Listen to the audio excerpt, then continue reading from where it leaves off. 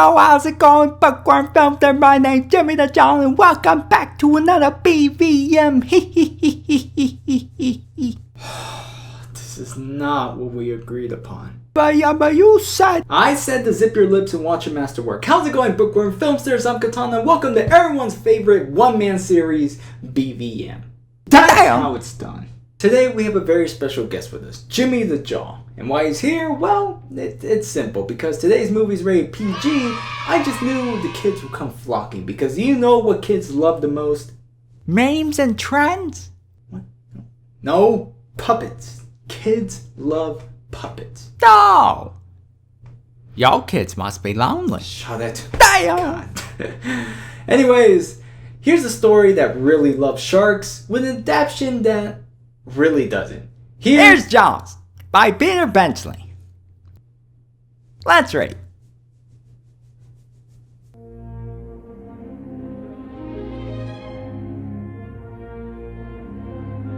Welcome to Amity Island, a popular summer resort at New England where the sun's always shining, the rich always spoiling, and the residents surviving off tourism. Their biggest weekend of the year comes from the 4th of July festival, but when a man-eating great white shark comes to visit the shores, it's up to the chief of police to make sure the problem is solved in no time.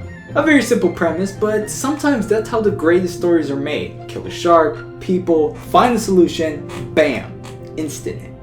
Chief Martin Brody is our main protagonist for today, a well-aged cop living in Amity for more than 2 decades. He's seen the small town in all its beauty and perfections, but I wouldn't consider him all that perfect because even though his main concern is to protect his home, that includes its image. With the help of his editor friend, he can cover up a lot of incidents. Drunk drivers, vandalisms, downsizing rape as molestations, minimizing the problem to keep Amity's reputation clean and pure. Ellen Brody is Chief Brody's elegant wife who was born from a higher class. Wanting to escape the life of her rich parents, she married Brody and spent 21 years together. But nowadays, with their kids growing up, the summers are a dreadful time as Ellen starts missing the prestigious life. She's constantly trying to bring herself back into that rich social circle, but at the cost of putting Chief Brody through an unhappy marriage. Matt Hooper is the oceanographer brought in to inspect the shark problem, and from a storyteller's perspective, he's brought in to create drama within the Brody household, since he was the younger brother of Ellen's past boyfriend. And without going too deep into it, he makes sharks cool by throwing facts all around and teaching both the characters and readers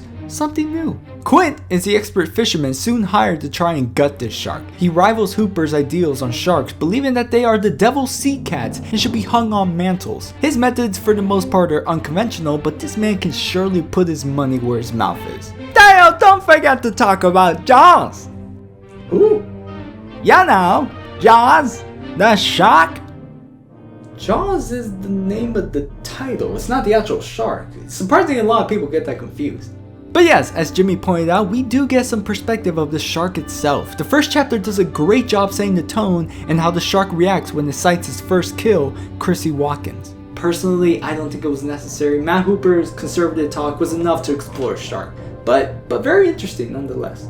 Going back to that first chapter, it highlights the book's ability to create really good suspense and tension. When it focuses on the shark, especially during his kills, the details are so gory and horrific that they can easily burn in your memories. The image of a fragile body being mangled in half, stumbling the beach to find a dead corpse seen in the sand. It always feels like danger's around the corner in every page. The book isn't lacking in character development either. However big or small the role is, Benchley does flesh out his characters one way or another, especially when it comes to the Brodys and their marriage. I honestly can't forget about the dinner party chapter because of how well the characters and the relationships were built up early on. Ellen's yearning to feel successful and Chief Brody's concern of losing his wife to a shark lover. And of course, the big emphasis on sharks. Listening to Matt Hooper talk about the different kinds of sharks and how they naturally operate, you can just feel Benchley's passion for them. And reading from the introduction page, some people were actually inspired to join the field of marine biology because of this book. For that, I give the book some props to try and show people a gentler side to sharks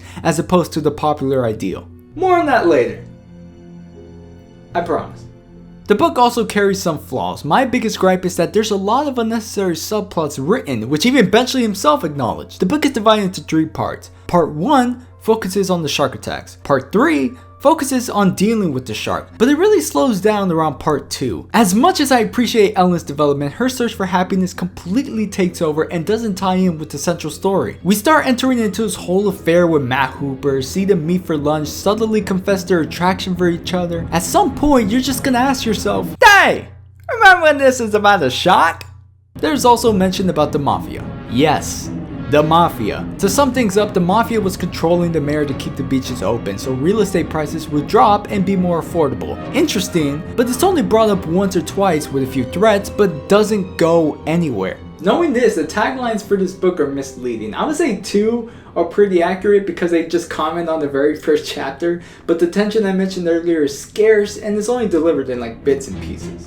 The ending didn't feel much like an ending. Without giving too much away, there could have been more, like an epilogue, but it ends so abruptly that whatever drama happened on the island really doesn't matter by the end. And lastly, most of the characters are unlikable. Develop well, but at some point you're almost hoping for the shark to reach Godzilla height and slam his big white belly all over Amity. Even if they're introduced with some likeness, that would definitely wear down over the course of the story. The crumbling marriage, the jealousy, death everywhere, you can expect a lot more strangling than hugging. These people just suck. So to conclude, cons overweigh the pros. When the book chooses to focus on its main seller, it's exciting and terrifying enough to read on, but there's not enough to balance out the depressing characters and lack of focus. I want to say more good about it considering what it actually led to, but it's nothing more than a stepping stone to me. A decent read, but nothing to come back to for a second time. And those are my thoughts on the book. Damn, now can we watch the superior one? Hey, the book deserves a fair shot. Enough talk, play the movie! Let's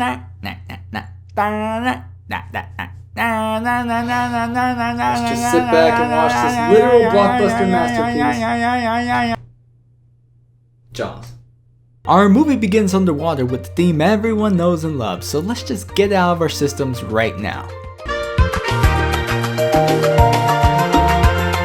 Everyone good? Good. We then rise up shore to some college get-together, starting off strong with a little romanticizing appetizers. Boy meets girl, girl eyes boy. What's your name again? Chrissy, Where are we going? swimming! What? Swimming? Chrissy, what the hell was wrong with the water near the bonfire witnesses? You guys partying in an oil spill or something? Aw, Katana, don't just say when a boy got me and a girl got me like each other very much, they fuck. God, Jimmy, this is PG, Jimmy. Jesus. Oh, sorry.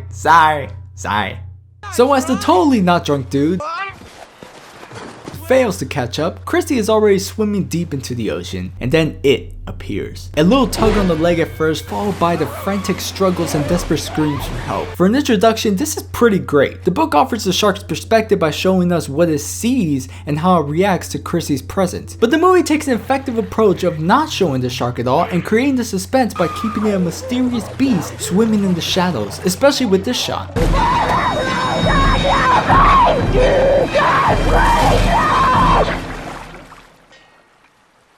Having that quietness settle and allowing yourself to question if that actually just happened is both amazing and spine-chilling.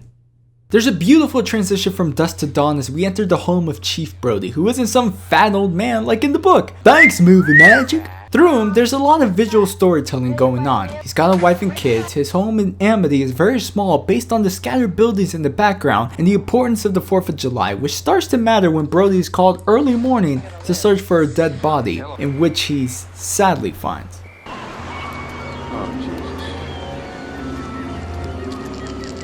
So Brody goes through the trouble of filing this incident as a shark attack and starts preparing to close off the beaches. But with him and Officer Hendricks being the local policeman, the whole town is up their fence with their problems. Probably even more now that the 4th of July weekend is coming up. It doesn't get easier as Hendricks runs his big mouth and Mayor Vogue, like in the book, tries to convince Brody to keep the beaches open, with the very same reason. I'm only trying to say that Amity is a summer town. We need summer dollars. Can you imagine how different this movie would be if they actually stuck with the mafia plotline? Terrible! I agree. Also, Brody's reason for agreeing with Vogue in the book was because his job was threatened. Here, it's because the mortician changed his mind from a shark attack to a boating accident. Okay, sure. Either way, the mayor wins. Beaches stay open and Brody's keeping a close eye on the waters, hoping that none of these swimmers will be victim to another attack. And some are going to give Brody a heart attack if they keep teasing the crowd. Are you okay? Everything's fine. Yeah, fine. Wait, Jimmy, did you see that? What? The obvious cue. Man sits down and kids get up and start walking towards the beach. Stop. I don't know, man. I thought it was weird. I just wanted to point it out. Oh! Freak. So as every child in Amity decides to swim, Brody's distracted by who is pointing out as Harry and seduced by his wife's delicate hands. Again, just a normal beach day until it appears.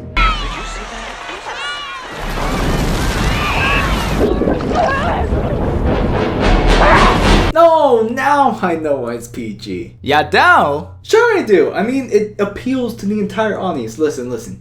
If you're gonna kill a woman, then you gotta kill a child. It's fun for all ages. It's up there with the greats. The greats? Yeah, the greats. The greatest shark-friendly creatures known to man. Look. Listen here. Listen. Shark Tale. Finding Nemo. And then you got Big Boy Jaws up there in the top. I mean, fun for the whole family. Everyone races out of the water except for the mother who inches closer looking for, well, you know. This scene is more effective than the book because it puts us in the moment as opposed to killing the boy off screen. Most of the attacks in the book happen without Brody present, and that's kind of what I mean when I say it needed more shark moments. So now the next scene brings the local residents into a town meeting, talking about the $3,000 reward to kill the beast and the next course of action. We're going to put on the extra summer deputies as soon as possible. And then we're going to try and use shark spotters on the beach. Are you going to close the beaches? Yes, we are. Bow! Bow! A boy was just murdered. You're as bad as these people. Bow! Go suck on some Carl! And then we're introduced to an iconic scene I never knew where it came from until now.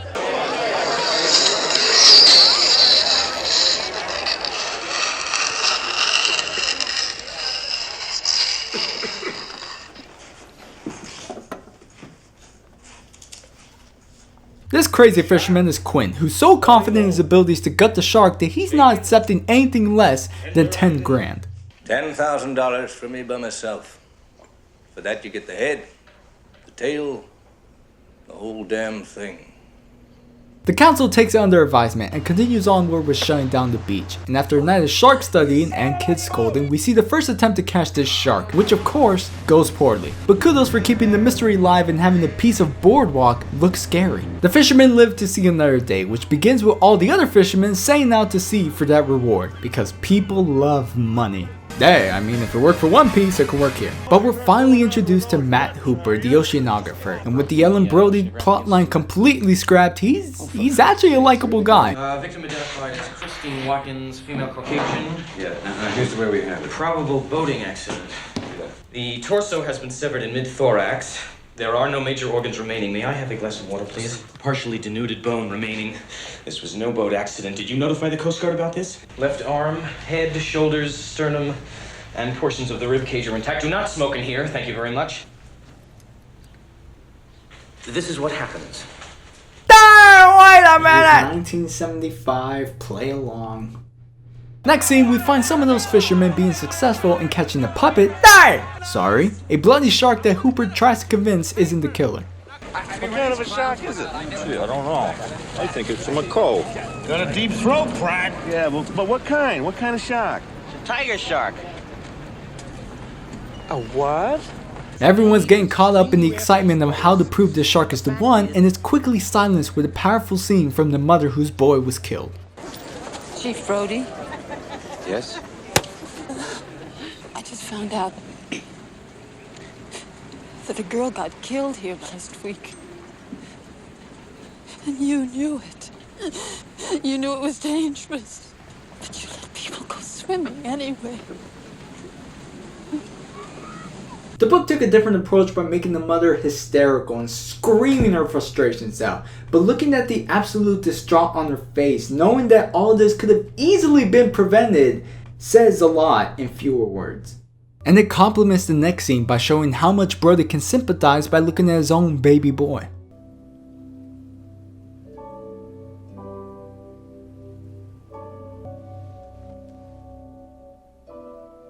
Give us a kiss. Why? Because I need it. Hooper then arrives at the Brody household, offering wine and taking dinners. The chemistry between Ellen and Hooper doesn't suggest anything scandalous because of how minor it is, and watching it for a bit, this scene is supposed to represent the dinner party from the book. But instead of Brody getting drunk off jealousy, it's guilt that's bothering him. And he does something about it by going with Hooper to cut the shark open. Just like I thought. What? I came up with a Gulf Stream from southern waters.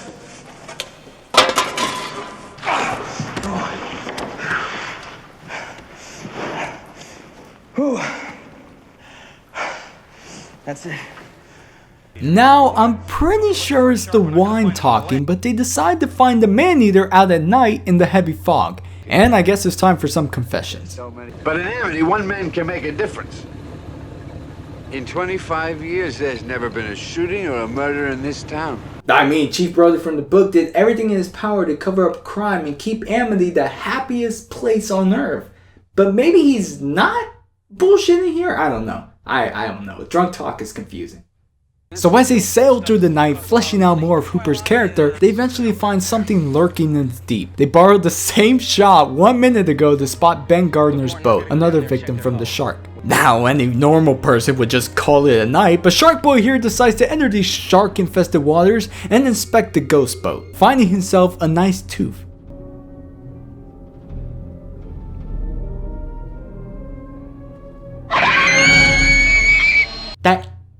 That you No! Oh my god, you will! No, shut up!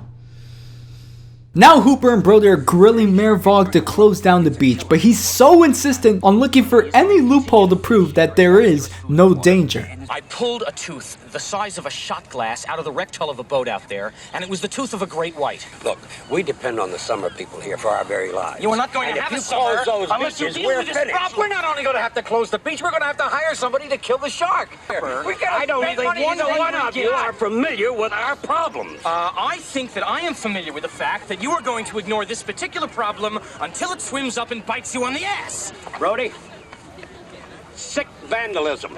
That's it. Goodbye. I'm not going to waste my time arguing with a man who's lining up to be a hot lunch. I'm going to see you later, bro. And as they tried to look for options on killing the shark, a nice juicy buffet has arrived. You got your skinny people, fat people, old people, people with hats, people with bikes, licensed people. You know what this means, Jimmy? 4th of July? 4th of July. As Mayor Vogue wished, beaches are now open for the weekend. Emergency boats stationed all around the water, a Peter Benchley cameo broadcasting the suspenseful event, and as if the mayor couldn't be scummy enough. Why aren't you in the water? I just put some suntan lotion on, and I'm trying to absorb some of this Nobody's sun. going in. Please, get in the water. Look, I don't know how popular it was to swim back then, but they seem pretty content on land and relaxing. So why push them towards death, you two-timing tuna? I mean, who wouldn't want to go swimming on a day like this? Jimmy, you're not helping. But as one sheep leads, the herd follows. People start sprinting towards the water. Brody does his best to drive his son Mike away from the norm and take his boat out to a small pond. And then we go through the ropes again with the same tension, pretending that everything's normal until it's clearly not. Judging from these very slow reactions, a shark has been spotted in the water. Whistles are blown, people are swimming out, kids overthrown by sweaty men. It's a goddamn madhouse.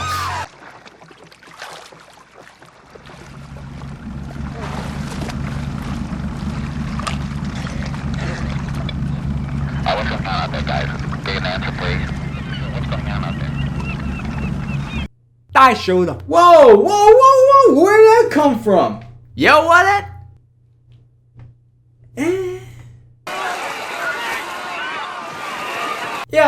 Yeah, 2 ass whoopings will be enough. Shark! The shark! Alright, enough games. I mean, you can't call shark and expect shark! The shark has made its way towards the pond where Mike and his friends are sailing. The random boater is gone for it, but the kids reach land safely. Except for Mike, who went into shock. But after one hospital visit, he's doing alright. But Brody is far from fine. He confronts a worried mayor to sign off on hiring Quint and walks away with a clear focus. Then we'll continue the exciting boat trip after this quick bathroom break. You know sharks can appear in toilets. No, they can't. Then gators can show up in bathtubs. Well, you're not wrong about that. Okay, yeah.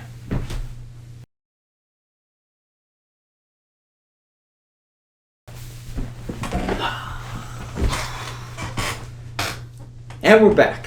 The dinosaur story. We see Brody and Hooper visiting their last resort, and judging by his decorative wall of chompers, along with the fact that he's boiling them, it's safe to say that Quint knows his craft. And it becomes interesting when the shark killer meets the shark lover. Mr. Hooper, I'm not talking about pleasure boating or day sailing. I'm talking about working for a living. I'm talking about sharking. Give me your hands. You got city hands, Mr. Hooper. You've been counting money all your life. All right. Hey, I don't need this. I don't need this working class hero crap. Both here and the book, this was the best dynamic between characters because each had different agendas to handle this shark. Quint for sure wants to kill the beast, and Hooper just wants to study it. Take a look at the scene when Quint sees all the scientific crap Hooper brings on board. They got here. Portable shower or monkey cage? Anti-shark cage. Anti-shark cage. You go inside the cage?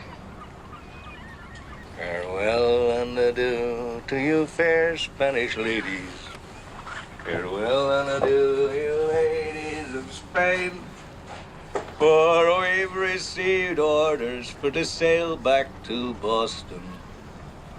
And so never more shall we see you again. With Quint making the final preparations and Brody saying goodbye to his wife, the orca sets sail for a fishing trip. And this is basically the rest of the movie. We do not see Amity ever again. From here on out, it's just a couple of guys bonding at sea. We got Captain Quint manhandling everything, with Brody and Hooper doing side work. And let me remind you that this is a small boat and it's very hard to avoid mistakes. Damn it, Martin! This is compressed air. Well, what the hell kind of a knot was that? You pulled the wrong one. You screw around with these tanks and they're gonna blow up. It's all quiet like a regular fishing trip until Quint notices the line give out a tiny quiver. He slowly prepares himself as the line starts racing. They chase after with Hooper believing it isn't the shark until the line is chewed off and is grilled again by Quint and his sea smarts. Don't you tell me my business again. You get back on the bridge. That doesn't prove a damn thing. Well, it proves one thing, Mr. Hooper. It proves that you wealthy college boys don't have the education enough to admit when you're wrong. They relax once more as Quint instructs Brody to toss more chum into the water, which leads to both a really tense moment and another iconic scene. Slow ahead. I can go slow ahead. Come on down and chum some of this shit.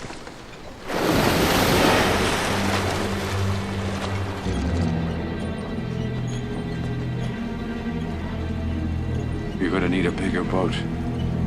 The fish makes his presence, everyone starts getting ready to do their part. The John Williams score is awesome here as it hypes up the first real attempt to put the shark down. Hooper's taking some pictures, Brody's arguing about barrels, and Quint gives the quickest excuse in fisherman history. Your husband's all right, Mrs. Brody. He's fishing. He just got a couple of stripers. We'll bring him in for dinner. We won't be long. We haven't seen anything yet. Ogre out. And the tension never shows any sign of slowing as Quint aims a harpoon at the beast while Hooper ties up a barrel to keep the shark afloat. Silly, yes, but exciting. Hell yeah, get that shark! Get the shark! Yeah! Yeah! Unfortunately, one barrel wasn't enough, and they lose track of it. Nighttime falls upon them, and this has got to be one of the best bonding moments for a set of characters. 3 guys, calling it a day, getting drunk off their asses, showing off scars, creating a tighter bond between Quint and Hooper. I got the creme de la creme. Right here, hold on. Yeah, you see that? You're wearing a sweater. Right there. Mary Ellen Moffat. She broke my heart. And then this leads to the Indianapolis speech given by Quint, and it's breathtaking. The tale of secret soldiers trying to deliver the Hiroshima bomb in World War II and the incident that occurred is so eerie and terrifying that you never want to swim again. And I am not going to show any clip of it. What I do ask right now is that you pause the video and look up Jaws Indianapolis speech, because that scene needs to be watched in its entirety. A well-crafted monologue delivered by a talented Robert Shaw. After the speech, the guys sing a shanty tune before a barrel comes flowing around again. Their ship is attacked, and as everyone tries to stabilize themselves, the boat is flooding and the lights go out. Quint tries to shoot the shark down, but it's pointless. Morning comes around as Quint and Hooper are trying to fix up the boat, and Brody notices the barrel back. Quint and Hooper almost lose their heads trying to get the rope, and Brody decides it's time to make a phone call. Coast Guard, this is the Orca. Do you read me? Coast Guard, this is the Orca. Do you...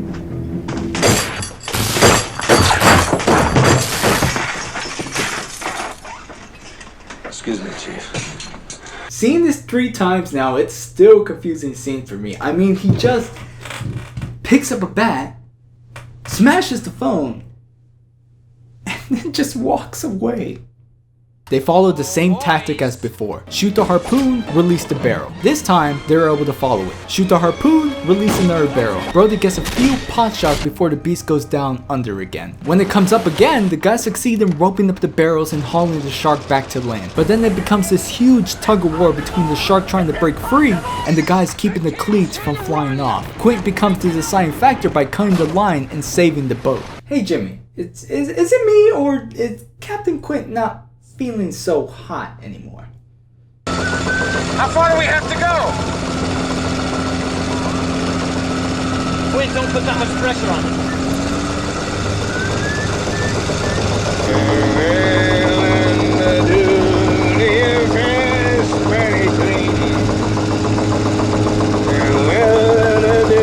God damn it! Head up! Get back there!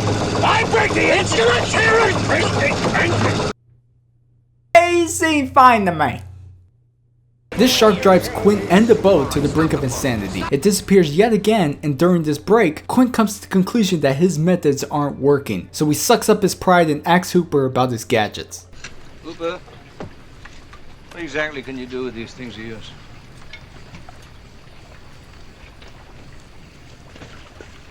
Well, I think I can pump 20 cc's of strychnine nitrate into him if I can get close enough. And to do this, they would need to use the shark cage because there's 12 minutes left in the movie and it had to show up at some point. Hooper's the man for the job as he puts on his scuba suit and dives down. It's all too quiet for this fight. Man versus shark. It gives Hooper a little tease before coming from the back. Hooper drops his stick and has a brief moment of defenselessness when the shark starts gnawing its way through. Hooper puts a knife and stabs the shark long enough to find an exit and hide. He dies in the book. I thought I should mention this because this is a show of comparisons, and we kind of been overdue for one now. Quint and Brody see a struggle with the line and try pulling it up before it breaks completely. They assume Hooper is dead based on the condition of the cage, and the shark comes out for more. What will be shown is gruesome and horrific for any shark hunter to face, but this is a PG flick, so I guess it's alright to show.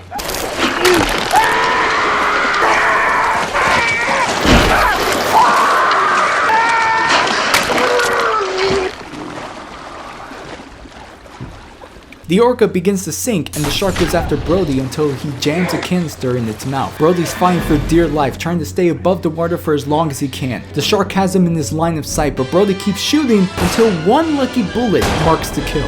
Fire, you son of a...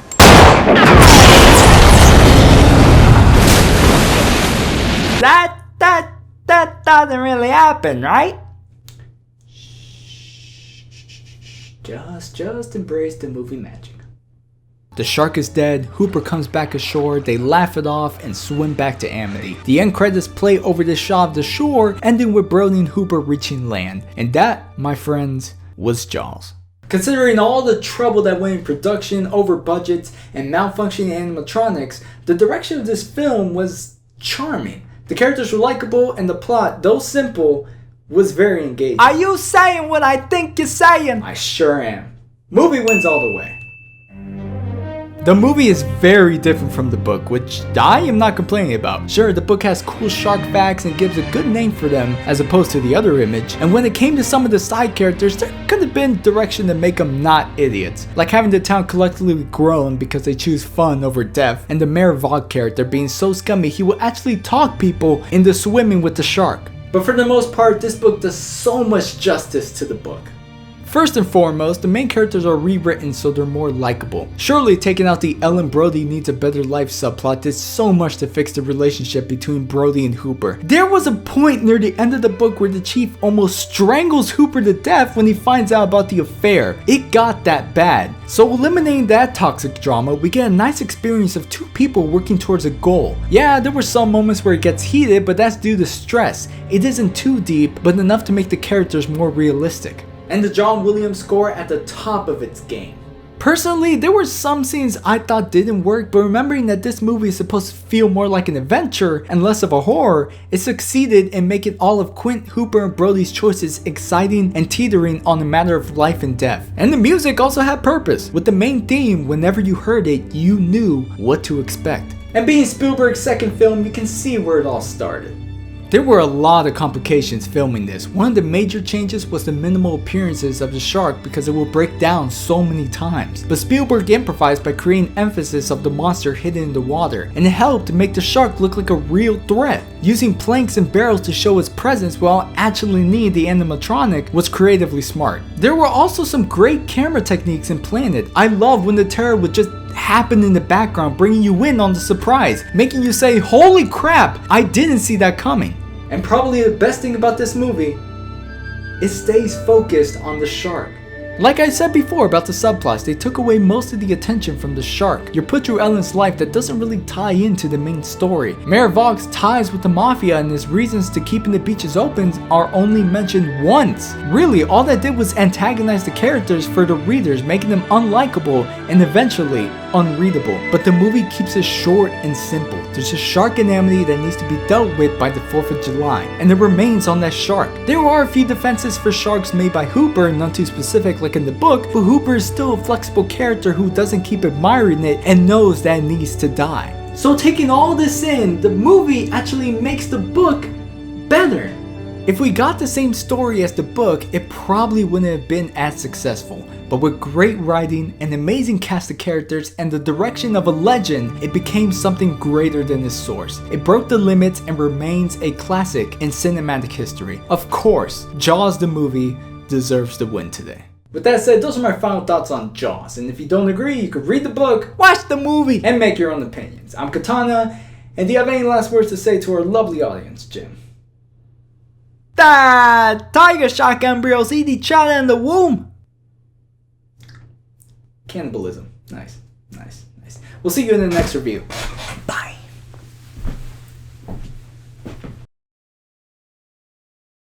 How's it going, everyone? Jimmy the Jaw here, thanking you for watching today's video. If you can, help my landlubber out by sharing this video with friends and family. And subscribe if you haven't already. Thought this movie was too kid-friendly? Well, why not check out the last video on Me Before You? It doesn't have any sharks, so I don't think it's that good. Got a suggestion for the boss man? Leave him in the comments down below and he'll get right to it. Looks like this is the end for me, but may I come back for another fishy tale. Moby Dick? Is that new Meg movie? Who knows? I can't read. I'm a fish. Goodbye, everyone.